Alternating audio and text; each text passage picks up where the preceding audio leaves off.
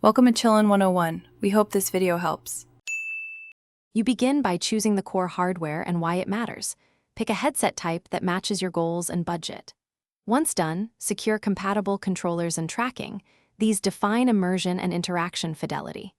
Make sure your PC or device meets minimum specs because rendering at high frame rates avoids nausea.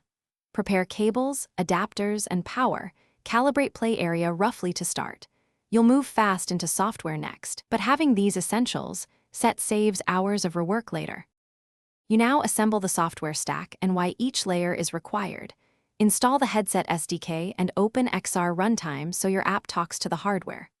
Once done, create a project in Unity or Unreal and set target frame rate, render scale, and correct IPD handling to avoid motion sickness. Make modular systems for input and locomotion so you can swap methods quickly.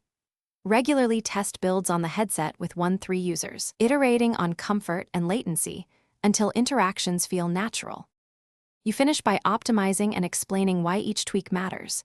Bake lighting, use LODs, enable occlusion culling, and run GPU profiles to hit target frame rates. Once stable, finalize UX with clear onboarding, calibration flows, and comfort settings like vignette or teleport. Do extended playtests and collect direct feedback. If things go wrong, reproduce the issue systematically.